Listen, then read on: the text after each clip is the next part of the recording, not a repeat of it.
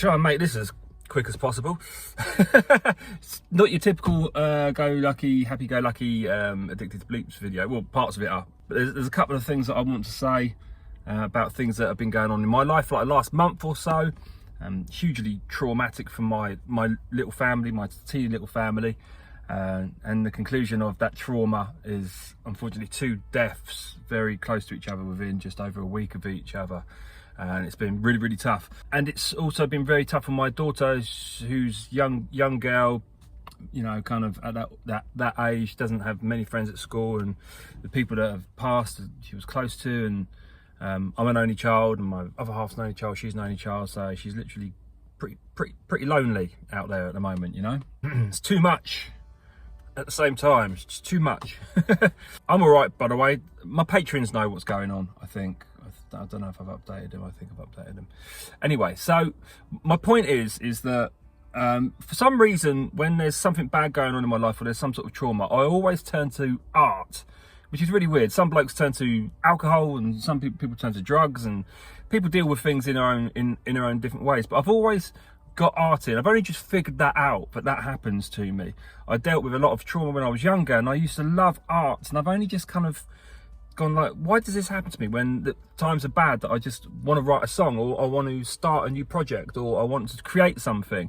And I was thinking about it the other day, and it's the need to create something beautiful, or what I interpret to be subjectively beautiful, to balance the horror which is going on around you.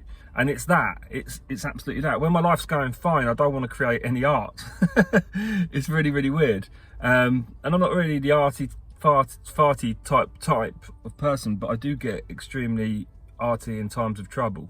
So at least I've learned something out of this this darkness. So I don't want to waste your time, so I'll get to the point. So in this video coming up, you'll see me find an object, and I was looking at that just going, oh man, I can create something cool out of that and something nice out of that. Again, it's subjective. You'll probably think it's really ugly, and that's what I do. And I'm going to do it at the end of this video, show you the process of how I went about making these, like, kind of these pendants, which are quite cool. I've been doing lots of other things as well, yeah, and I will continue to do so whilst this malaise is hovering above my head. So anyway, enjoy this little video. It's got lots of Odie in it. That guy's a saviour, man. That guy is an absolute saviour. Dogs in times of trouble, can't beat that at all. Just lovely little soul. And then at the end, yes, I'll go about showing you my weird little creations. I've asked you politely, dig that hole, please. There, thank you. Good. All right, well done, thank you. Right, it is out, Oats. So thanks for that, me old muck here. What is it though? Hey, what is it? Something small, Odie. Good signal wise, non-ferrous. Well, I'm going to have to get in there. Well, that actually became a bit of a get to find, and it ended up being part of a World War II artillery shell. Would have had the fins along here. Oh, that's just a surface find. I've got a bad feeling that's a penny, isn't it? A modern, yeah, it's a modern penny. Good Lord, man. But this is aging in a way that it has the Queen on it. That's so weird now. And that's just a lump of good old shrapnel. Rightio then, does look like we might have a little coin there, Mr. O'Dare. Mr. O'Dare. Where's the coin? There it is, look. Please be a coin. Oh, yes. I believe this is probably a coin of nothingness. Yeah, it is. Strange one though. Quite old. Yep, okay, yeah, that's nothing. Right, okay, so as I said, we're back at the toy dump, and there's something sitting right on the surface there that looks to be of some interest. What are you? Look at the decoration on it, wherever it is. Okay. Wow, what is that? I don't think it's toyish, do you? Man, it's some sort of really nice elaborate buckle or something. What's it got a badge on it there? Oh, God, it's broken down here. Let's give it a quick clean up. God, that's interesting. It's just a shame. I don't think it is, but I think it's bent in half. God, what was it? Okay, one sec. Well, I've got no idea what it is, but it ain't half pretty. It's got this kind of badge down here. Comes up into these bits here, probably Georgian, I'm guessing, design-wise. This kind of like floral pattern, something to do with horses. I'm gonna just say, nothing the other side. But that's cool, isn't it? Unique, weird. Love the patterning on it. That's a strange buckle. In fact, it's really nice and it's not patinaed or diminished in any way. Heavy, could be silver, I guess. But then if it was silver and old, it would be also tarnished. It would be a blackening colour, isn't it? Still a nice little find though. I think that little fella's probably a little button, yeah. Kind of thinking it might be a Roman for a second there, but I don't think I'm going to be that lucky. Let's clean it up. Yeah, it's going to call a little button there because of the hole in the middle. Now look at this for being absolute confirmation that this is an ex-toy dump. Can you see it? Can you see it? Ta-da! Marble! Awesome. Right, so this is quite a nice signal, so I thought we'd do a livey on it. Pottery there as well. Pottery everywhere in this little kind of dump bit, if you will. Odie, come papa. Look, who's that? No, who's this? Oh, Odie. Dude, you've just literally dug up my phone. I should have expected that, really. Get all the mud out of the microphone, I'm guessing. Right, okay, so whatever this is here. It's a nice tight signal, but it's about 35, so I don't think it's a coin. Oh, it's moved, man. Dude, you're such a showman. Right, it's out. Oh, it is. Okay, it's something round. It looks buttony to me. Oh no. No, it's just I don't know what it is. It's the top of something there. Maybe. Could be related to this dump that I'm digging here, but maybe not. So this is a really nice signal, about 35-40. So I thought we'd get in and do it together. I think I'm gonna have to go deeper, as predicted. So let's do that now. Excuse the me grafter sticker on the front, I still haven't taken it off, silly me.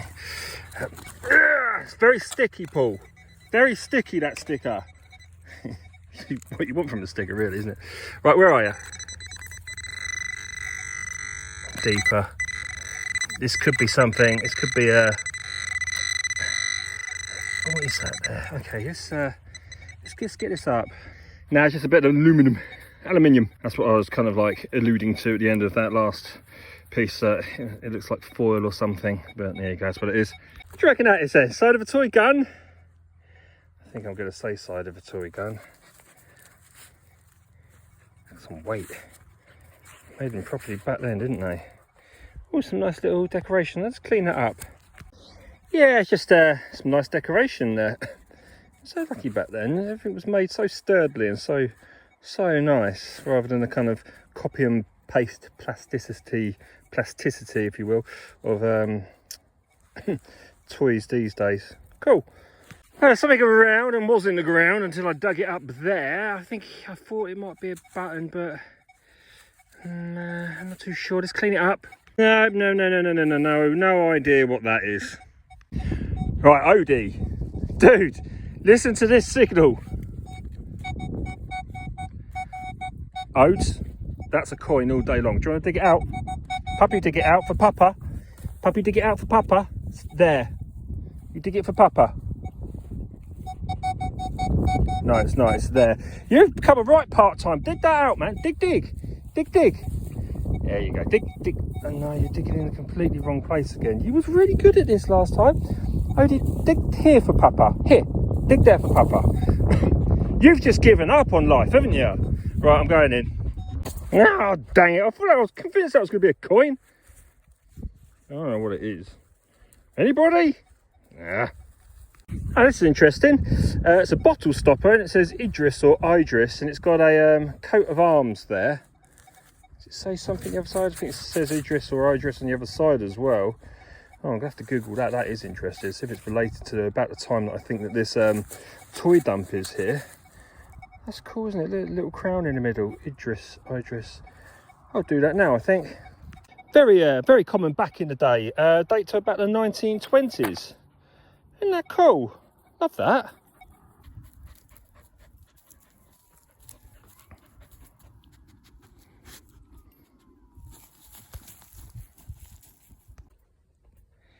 You look like a Wookiee.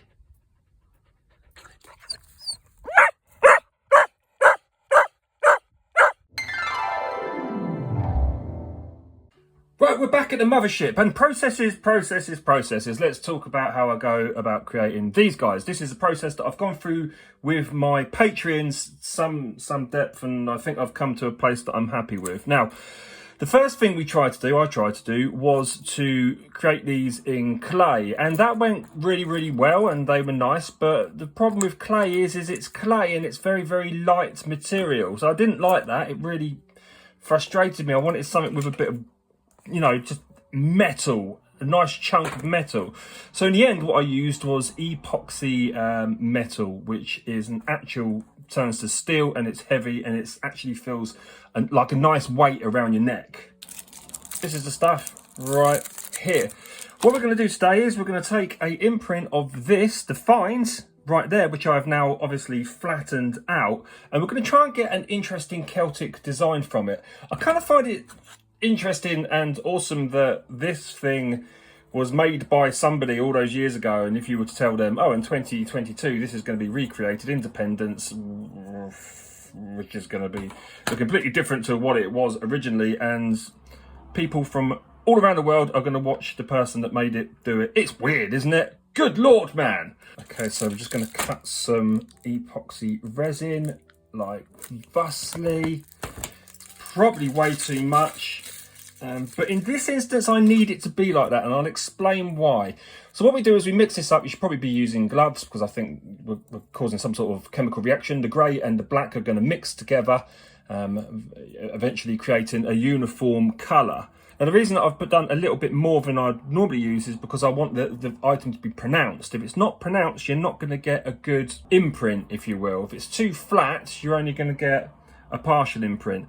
These work better if there's a lot of definition going on, because the black sits beneath and then the gold sits on top, and you get these valleys and these pits and stuff. If you don't do that, you get this kind of flattened look, which looks quite nice, I guess, but I prefer it like this. Now, excuse me if I'm moving quickly, but this stuff will turn to rock metal within 20 minutes. Excuse my fingernails. Also, that is epoxy resin, which is stuck under them and causing me all sorts of grief. Now, we're doing gold and black here, but into this process I'm going to be introducing blues as an acknowledgement to my Iceni queen, who is obviously Boudica. Yes, we're going to go for that Celtic look in the future. I want those golds to be mixing with those blues. I want that Celtic look to really kind of come out and kick the Romans right where it hurts. So we've got this slight pronounced thing going on now. Right, and we've got to work quick. Now, you have to wet this. Doing it with my finger. The reason, learned this the hard way, by the way, this stuff is super sticky and it's going to bond to any type of metals. So if the item is too dry that you're trying to get the capture from, what's going to happen is it's just going to stick to it, and then you're going to be in a world of pain, because this stuff is super sticky. It's metallically sticky, which is trust me, a whole different type of sticky. Right, this is the artistic process. I don't overthink this. I'm just going to go in there. I'm going to take a snapshot like this. I'm going to put pressure on it. I've done it slightly wrong because the top part of the cabochon there, you see, is pushing against this, so I can't get any real depth. Let's see what it looks like. Not too bad. A bit too floral for my liking. I've already got some floral ones like that one there. So we've still got a bit of time. So what we can do is we can flatten back down and get it back to a place. There we go, look. I want something that's going to look a little bit more Celtic. I'd like a half and half. So I might put this side here like this. Take that side there, so that point is actually hanging over, and do it this way instead. A little bit more pressure there, dude. Okay, let's see what that brings out. See, it's beginning to stick already. Too floral again. See, the mud has got in there now as well. So this is probably my last opportunity to do this before it really begins to complain. So let's go again. We'll go here. Don't like that floral bit there. Just quickly wet this. Let's go for that. Let's see what comes out. Now that is interesting. That's interesting. I like that. That's what we're going to stick with. But this stuff takes about 20 minutes to dry. It says on the packet. Give it 30. Now, with some of these I did an undercoat. So some of the clay ones I did an undercoat and then I painted on top. I don't think you really need to. I'm going to go with I'm just going to go straight black on that. And sometimes I paint with an acrylic, but I find that a spray paint is a better, you just get a kind of better effect from it. And the spray paint is great for items which aren't already in a cabochon. Problem is, you spray that, you're going to spray the whole thing and it's going to not be good. So I'm going to have to paint this with an acrylic.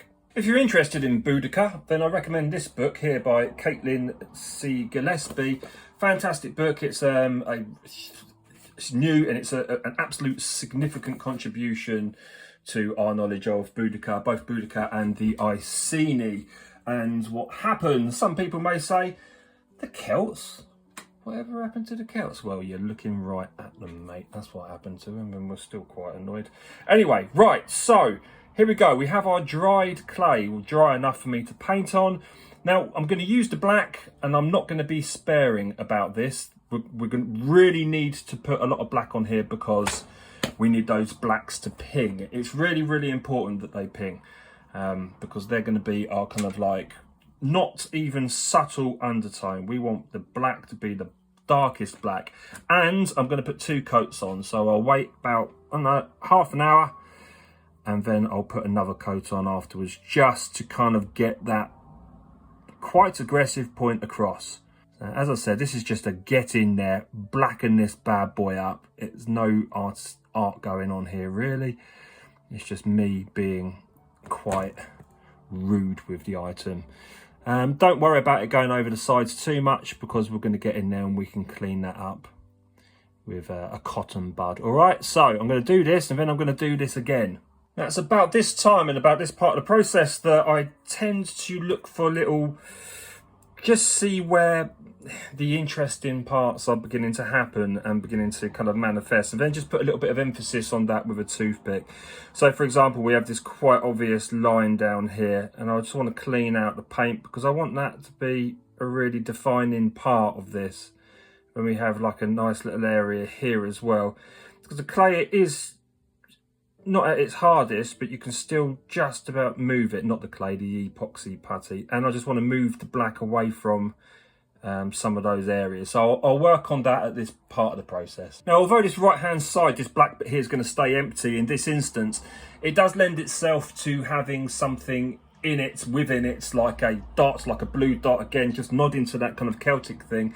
But you can also use something interesting like this, which is just a bit of pretty sea glass that I found, which I thought was gorgeous, and then I drilled through just to give that a kind of like a focal point or something like that. Something small you could put in there, something nice, and I don't know, you could even just have that black like that and then just have something orange poking out through there. I think that would look really, really cool. Not going to do that now, but if anybody's interested in me kind of going through that in the future, then I'll probably experiment with that, I think. Okay, that's good. Now, these are the paints that I use. They're called Painter's Touch. I tend to use antique, gold and bronze. Today, we're going to use the antique gold. I do love these paints, but they got this...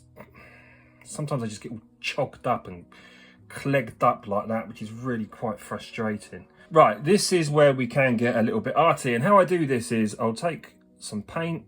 It's all lumpy and horrible. God, this stuff can just really annoy me sometimes. And then I'm going to go get some tissue and I'm going to take the excess off. All right, let's do that again quickly. The reason that we're going to take the excess off is because we don't want it to be too in your face. It needs to be really, really subtle when we're kind of just moving over the piece. And I mean like this, just going to be really subtle with it. And as you can see, because I've taken the paint away, it's just moving to the top parts. Yeah, rather than going down and too deep, it's staying on the top. Now, if I just filled my paintbrush with paint and gone in there, all guns blazing, then I'll lose that definition and those defining parts.